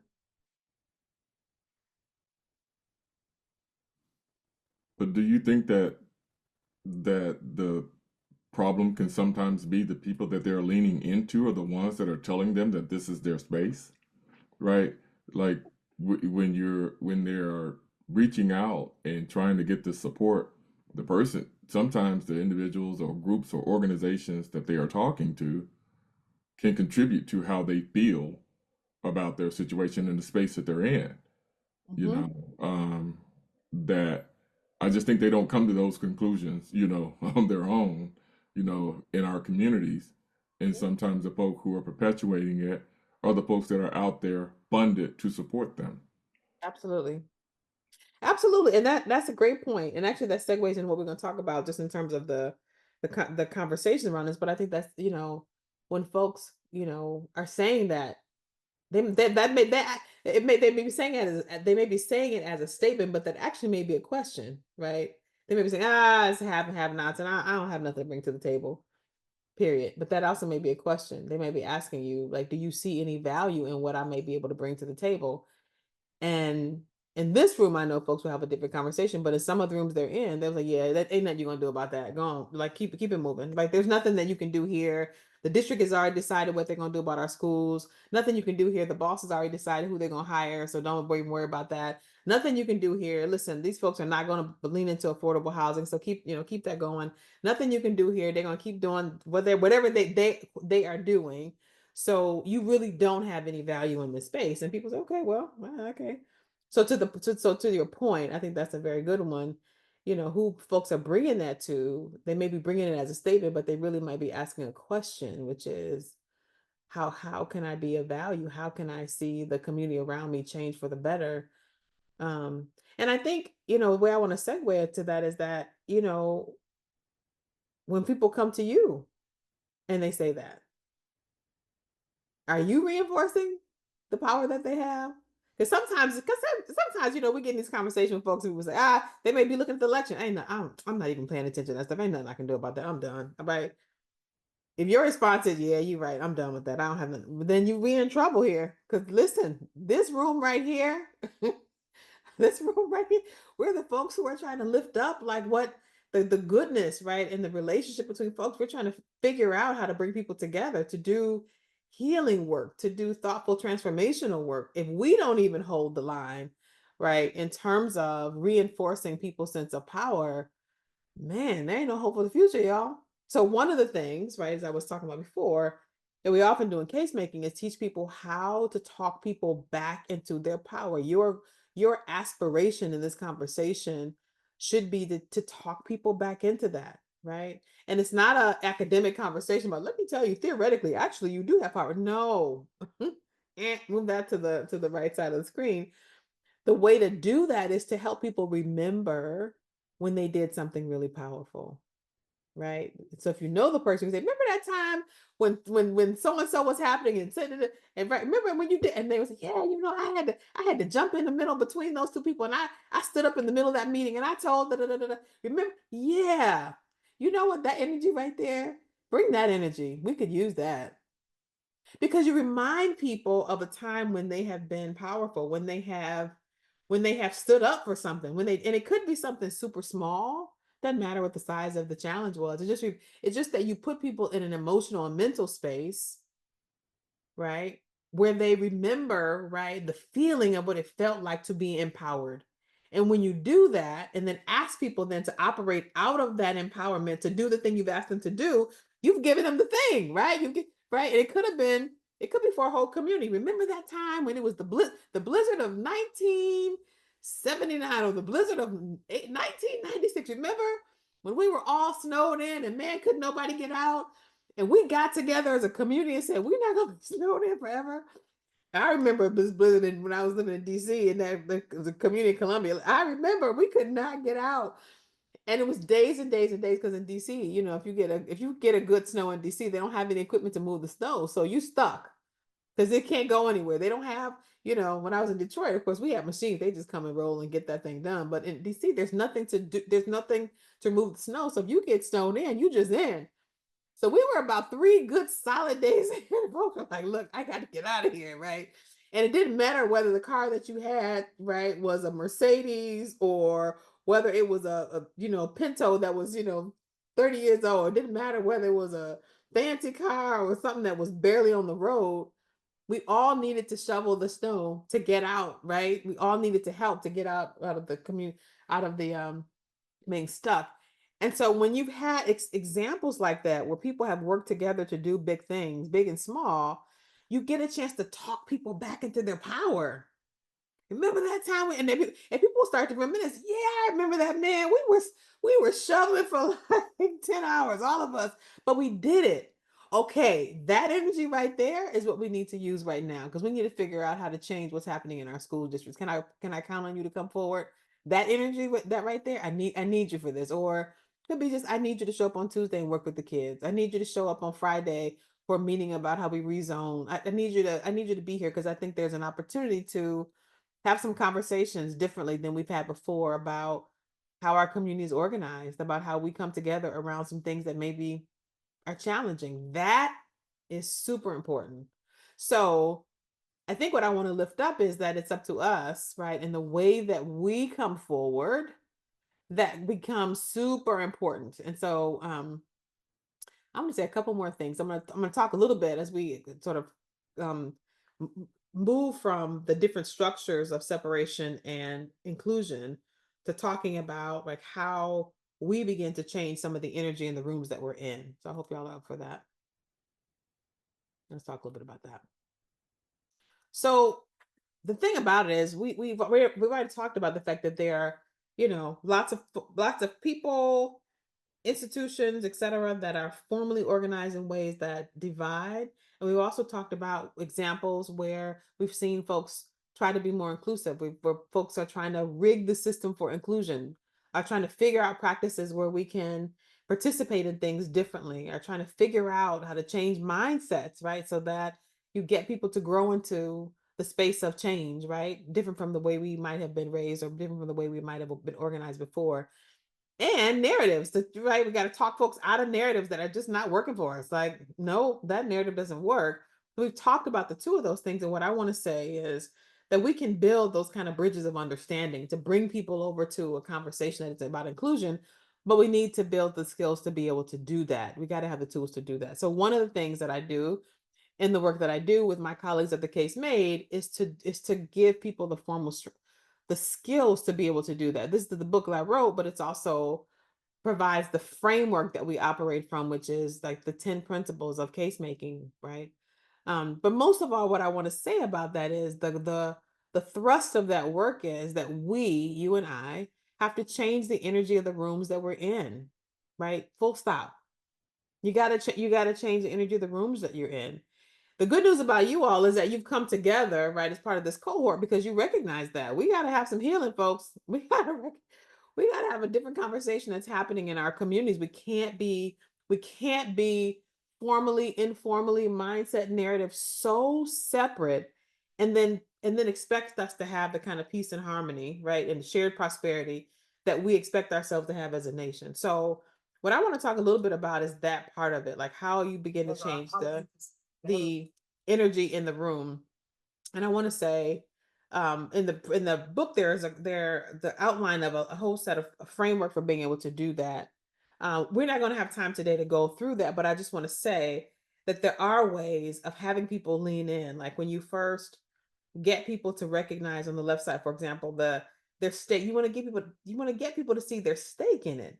Like, what's my stake in building a bigger we, right? If we're talking about racial healing and we're talking about transformation, they got to see that there's a stake in that. What is my stake in that? Like, if I'm working toward and for that, what is it that I get out of that? And the only way you can have people do that is to meet their aspirations. You got to listen to folks to figure out what their aspirations are for their own lives, for their own professional careers, for their own whatever it is, and link that to the thing that you're trying to do, whether it's, specifically racial healing work on its own. It could be affordable housing, it could be education.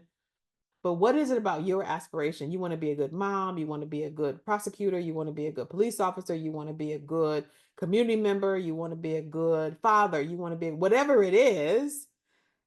Tell people how it's linked to the work that you're trying to ask them to do, right? That's the thing that always comes first. Name the power of the moment. Why are we doing this right now? Of all the things the United States has going on right now, y'all want to talk about racial healing and transformation and reconciliation and redress. Why are we doing that right now? You got to bring some urgency to it. Like, what is it that is so powerful right now that we have to talk about this now and how it shapes our future? When you're able to do that and people can see the relevance of it, they can see the urgency of it, you get people to lean in faster. Same thing with loss aversion. People don't want to lose anything. So if you can tell them, right, what they're going to lose if they don't lean in, right? We were just talking about in the conversation political violence. Like, you don't want to see that. You don't want to see our communities be right in a situation where we have violence, right? You want to have a community that feels cohesive. All of us want that. So how do we get there? Don't sit on the sidelines. Lean in so that we get to have, right, the peace and harmony that all of us really deserve. Same thing about some of these things. You got to navigate some of those narratives that are challenging. Y'all gave me a whole lot of those narratives. You gave me a whole bunch of them. You got to navigate that stuff, right? You got to get around that stuff, because if you can't get around that stuff, your conversation with folks about the work that you're trying to do just hits a dead end every single time. So one of the things we teach as part of the CaseMade, offerings is how the art and science of the pivot. How do you get around that stuff? Because you can't take on all of that and do the work that you're trying to do. So the goal is to help people figure out how to get around the stuff that's just not helpful. We talk to folks a lot about talking more about the solution than they do problems. Because most of us talk about problems a whole lot because we're trying to solve things, right? That's the reason why most of us are probably doing the work we do. We saw something in our community and said, hey, this could be better. I can contribute to that. Let me do it. And so we start talking all about problems, which is fine, except that it doesn't motivate people or doesn't give it people any way to anchor themselves in the solutions that actually exist. They just keep talking about problems, right? Even when solutions are readily available. We talk a lot in our work about making the villain the system, not individual people. So there probably are evil people in the world, I'm sure, right? We could probably name a bunch of them we think are evil in the world, but it just doesn't get us very far. In terms of the work that we actually want to do, what gets us further is talking about the systems. How do we change the system? So when we were talking about that first set of things that were how separation was literally right, formally baked into systems, right, written into the thing. You cannot live here if you look like this. You cannot go here if you look like this. You cannot draw from Social Security if you are in this kind of job. You cannot, all of that stuff. That's what we're going after. I don't care who is in charge of that institution, right? Matters little to me. I want to rig the system, right? So that whoever is responsible for the leadership of that organization inherits a structure that is so deeply wired for equity, they're going to have to do a hell of a job to try to undo what we've done, right? So when we talk about this work, we're talking about how do you make the system the villain, right? In terms of, and not just the system itself, but the inequitable versions of it, right? The villain. We also talk about telling the story of us. It's not a story of individualism, right? It's not a story about how we are individually making a difference. It's about us, right? And how we tell the story about our interdependence relative to each other, right? That pulls people forward. The last three I'll take together, which are really just about how we own the challenges together, how we talk about the value that we bring to the work, and then how we share a roadmap to success. So that may look like your metrics, your results framework, whatever it is coming out of your work. This framework is about how you bring people, how you make the case for the work that you're trying to get done, whether it's just specifically in the context of racial equity or racial healing, or whether there's some sector-based part of it that you're bringing forward.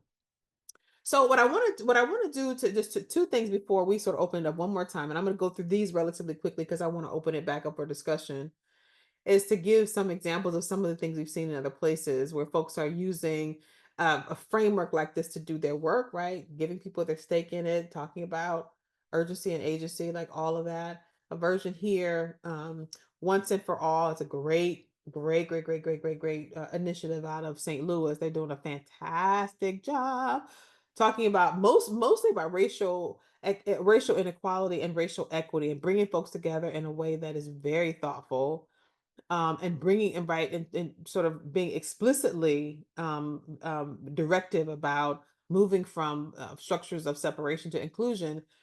And the way that they're coming at this is not like, oh my God, look, there's so much separation. It's like once and for all. What they talk to folks and listen very carefully. What people said over and over again was, I'm so tired of talking about racism. I don't want to do it anymore. Once and for all, we just have to solve for this. I just can't keep talking about, I don't want to take this into our future. I just don't want to do it.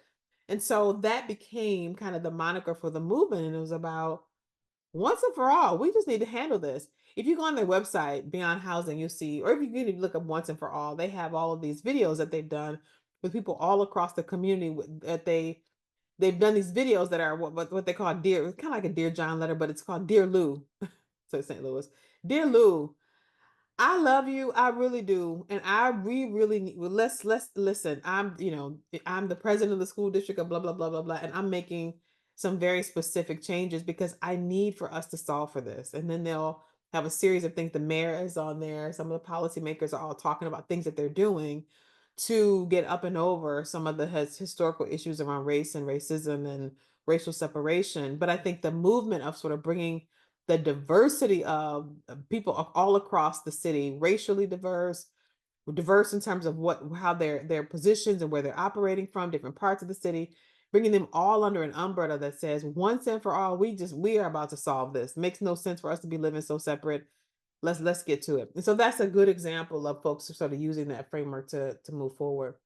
Another good example where I'm from, in Orlando, love is local, and just talking about love lifts the city. And so what does it look like when we change the way we relate to each other, that everybody in the city is our neighbor, right? Period. Whether they are even sheltered or unsheltered, if you're here in this city, you're our neighbor. Let's figure out how we work together to make sure that everybody has what they need. And that kind of lifting folks up in a different way brings folks together. Some of that, I think some of my colleagues have worked with some folks in with Buffalo, trying to get a whole different conversation started about or create around housing. Same thing. Let's try a real powerful course for the future of Wood Buffalo, where everybody has what they need, because for our region to succeed, everybody's got to be in. It's all of us or not, right? It's no exceptions. We've all got to be in. And so last thing I want to say, and I'm actually going to go through a couple slides. Last thing I want to say, not as an example, but I want to just talk about what I call the racial runway. One of the things that we have often been challenged for is growing the consciousness of other people around us who may not be racially as conscious as we are or are trying to be. And so being willing to move people up the runway, I call it the runway. You can think about it whatever way you want to, but how do you get other folks around you to be willing to move up that runway, to be willing to get into a different level of consciousness or understanding around race and racism and how it functions, and the sort of separation and inclusion dynamic that we're talking about. And I've created kind of just a little roadmap to get people there. And before I just share the framework, I just want to say, first of all, every audience is different. So you got to account for that. Some folks are a little more advanced they're a little further up on the racial runway than others. You got to kind of account for that. You got different groups. Remember that you're changing the energy of the conversation. So it's not a blame game. You don't know that, blah, blah, blah, blah. You don't know. It's that we are all learning together. We're all on a learning journey. Even you in this room, right? Y'all on a learning journey. So we're going to engage people as if we're on a learning journey. We're not going to get stuck on labels, right? Some people will call what they're saying racism. Some people call discrimination. Some people call it white supremacy. Some people call all kinds of things. If we get stuck on labels, we're going to lose, because we're never going to agree to call it the same thing, right? So we're going to avoid getting stuck there. Like my attitude always is, you can call it whatever you want to. We just need to solve for it. You can call it racism. You can call it discrimination. You can just say it's unfair. Over there, you can call it white supremacy. You can call it other kind of supremacy. I don't really care, but let's solve for it, because we don't want to take it into our future. And then the last thing is, you're moving people up that racial runway. It's also, think strategy. That not magic words. There are no magic words you're going to be able to say to somebody, right, to get them to sort of move along the racial runway, right? There's no specific words. You can't just say, like, blueberry politics and have people move. It just doesn't work like that.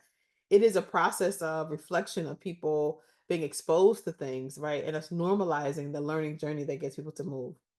Right. Okay. Having said that, there's a last part of the discussion that I'm going to have with you, is just kind of what does it look like to move people up the racial runway? So, and I really, honestly, I created this in part because in the work that we do at TheCaseMade, lots of folks were saying, listen, in my community, if you even say race or you even say equity, you're done. You're cooked. Right. And so I need a way to begin to have those conversations, like kind of gently, right? So that I get taken seriously, and so that I can start to have the conversations I need to have. So the idea of this is you got people at different, again, levels of awareness and consciousness. So where can you start? So if you're at the very beginning, if you got people in the room who aren't talking about race, they aren't even willing to have a conversation. Like, y'all are talking about racial healing, but they're not even willing to have the conversation.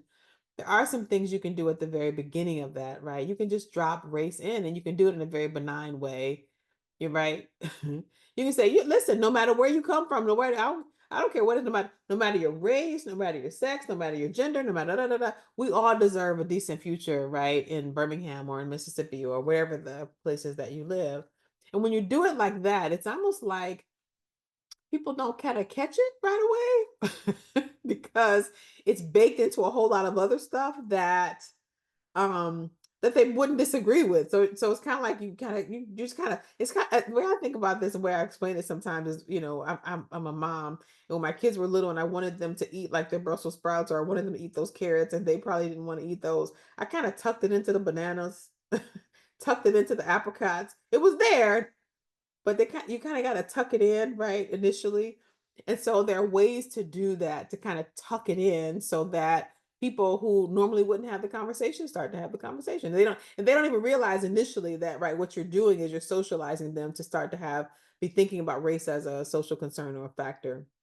As folks start to get comfortable with that, and they may even start to repeat what you're saying to them, that often happens. They'll say, yeah, it doesn't matter what your race is and what your da, da, da, da, da. We should be all da, da, da, da. I'm like, great. Now that I got you to do that, the next thing is, can I get you also to see that there are these racial and power imbalances, right? And there are lots of ways, we can talk about how you do that, but you can start to push a little bit more in, talking about the sort of issue, racial imbalances. Well, did you know that, and you can, so I won't give examples here, but I just want to introduce you to that. The next step is then once they can see some of those racial imbalances, start talking about the kind of remedies. There are all these kind of racial equity things that, there are all these kinds of things that we can do to remedy some of that. And they're not even that hard. They don't even cost that much. Look at how much, right? And just so you can advance that conversation. And finally, you get people a little bit further down the line, you can start really talking about redress. How do we go back and heal some of the stuff that, like, some craziness that we put people through over a number of years, decades, generations. The last thing I'll say about this, the only reason I wanted to share this with you is because I think that oftentimes when we're thinking about racial healing, especially around issues of separation, that we think that we can just jump into a conversation at the level of 4 and have people receive that. There may be some folks, right, who can receive that right away because they're ready for it, but there are a lot of folks who are just not there yet. And I want to give you a way to sort of help to get some of these folks there. You can't get everybody there. Not everybody's going to do, I don't care how much you say and how much you try to engage folks, you won't get everybody. But we have to start getting some of these folks, right, to be willing and able to at least have the conversation about race, and to get them to the point where they can think about what a redress movement or what a redress set of policies or actions looks like with respect to issues of race. Okay. So last thing I'll say, for those of you who, I had an example here, but I'm not going to do that. I'll say, hopefully some of y'all want to learn more. I'm gonna send the deck out, but what I want to say in the deck is there are lots of opportunities on our website to get more information and see the use of that racial justice runway online.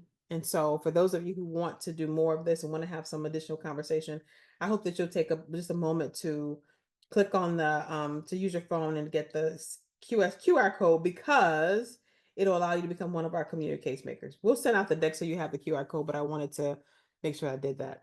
So let me stop. We're going to have, for the next, I guess we got a couple minutes left, of just reflections on 2 things. One, the way that we're talking about getting people into the conversation about these issues, right? What I said before, we can build bridges of connection, but we have to be the ones to engage folks, to talk people back into their power, to get them to think about what their stake is in it, to follow through, right, with their urgency and agency, to name the power of the moment, to do the things that kind of gets people ready for, right, the work that we're trying to get them to lean into. And we've got to be open to the learning journey, that not everybody comes to the table with a consciousness around race that is well baked. And for some of us who have the patience, right, to do this kind of work, we got to be able to graduate people into different levels of understanding around this. Okay, I'm gonna stop the share. Hope that was very helpful. Would love to have comments and thoughts about that. This is all y'all.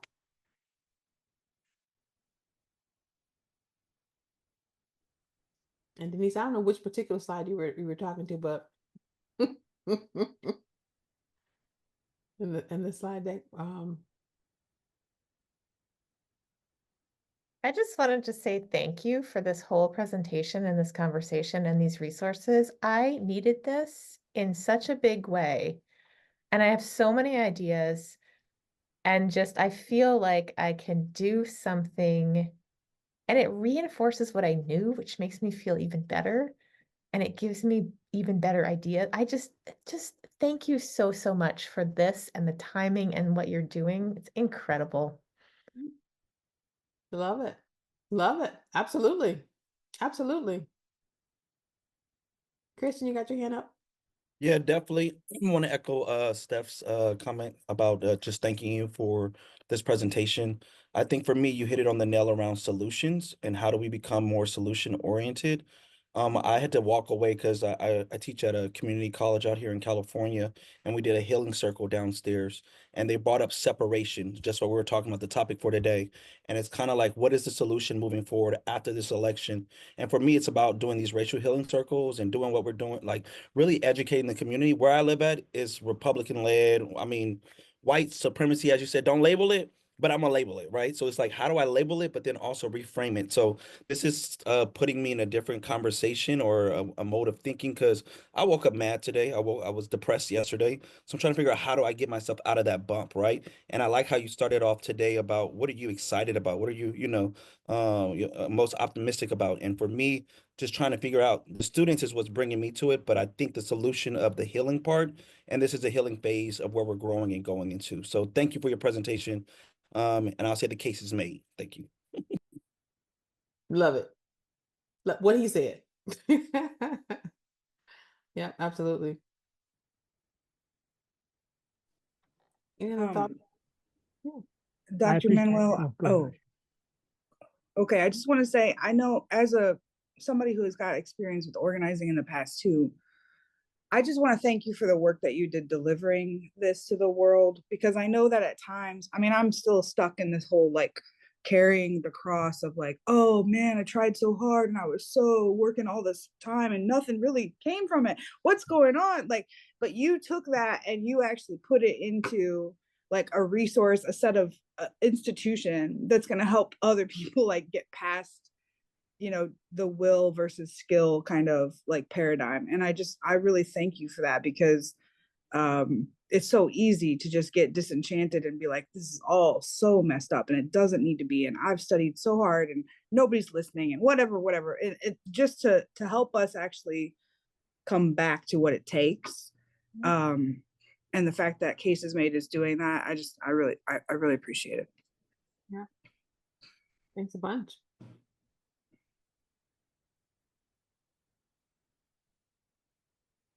I appreciated the language around the runway. I think that helps kind of calibrate. Sometimes I've gone too far too fast and that didn't work out well. So that's very helpful framework. I also really appreciate the energy of the conversations needs to change. That feels so timely for me, and being in different spaces where I don't think I've observed a lot of people not liking the energy. So what's going to shift, right? And how do we change that energy to something different? So that gives me a lot of hope. Thank you. Yeah. Love it.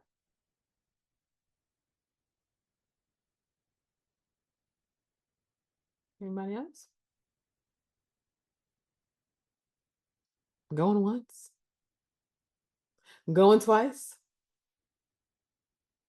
All right. Well, I want to thank you all. Y'all have been fantastic. And I hope, I hope it sounds like this was very helpful for y'all, and it gives you all the opportunity to do both some self-reflection, but also some good reflection about the work.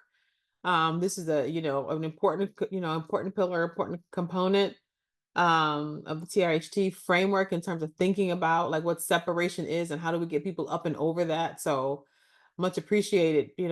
I see a little hand back there. Hello.